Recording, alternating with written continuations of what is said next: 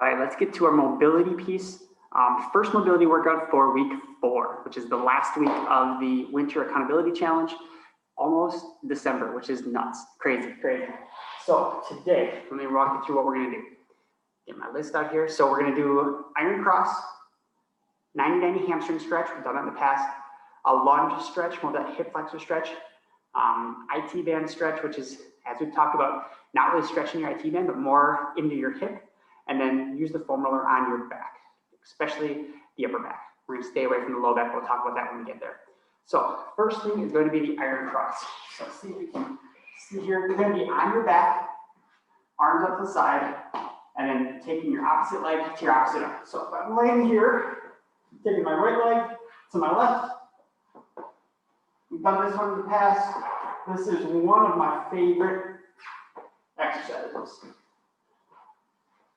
So we'll do that. Kind of go back and forth. Just get through the motion that you feel is comfortable. Don't really push too far. Keep those shoulder blades down on the ground. We're trying to work a little bit more hip and low back mobility. So 30 seconds or so, going back and forth. Take a break. Do that again. Next one, we'll do our 90-90 hamstring.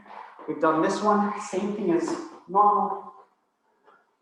We'll come up here and kind of stretch out. So we can do it 2 different ways.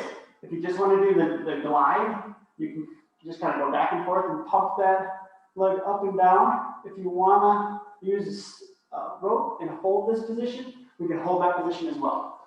30 seconds, I would say, on each on both sides. And then we can repeat that 2 times 2. So we'll get about a minute on each leg of that stretch, whether it's just the glide back and forth or that prolonged hold if that's not too aggressive for you.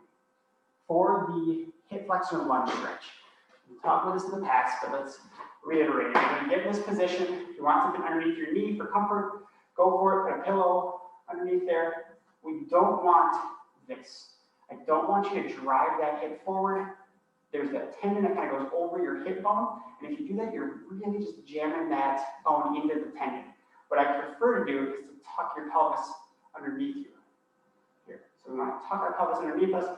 Feel that pull down the quad, up through the hip, and maintain that position. I'll go back here a little bit so you can see. So arch, tuck, and try to hold this tuck position. 30 seconds, switch, and tuck, hold that position. Doing a nice, comfortable stretch through the quad and through the hip.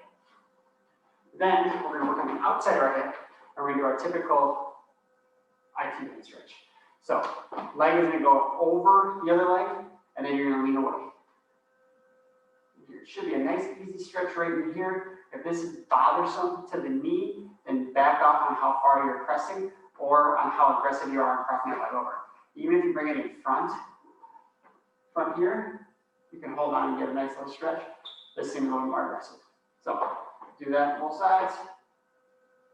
Again, 30 seconds on each. Now for the foam roller. So we grab our foam roller and we're going to do the upper back. So find that sore spot there again. Support your head. Pull your rib cage down, and then you can either foam roll here or you can lean over that edge and try to mobilize at each one of those segments. But don't go into your low back, right? Kind of where your rib cage is, hang out in your rib cage. We don't want to use this on our leg. So we're going to stay up here, a minute or so, just foam rolling back and forth, and then doing a little bit of finding those sore spots and leaning back over while keeping our core nice and tight. So that'll be the routine for week 4, day number 1 of mobility.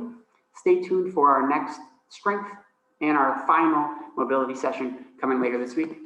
Talk to you soon.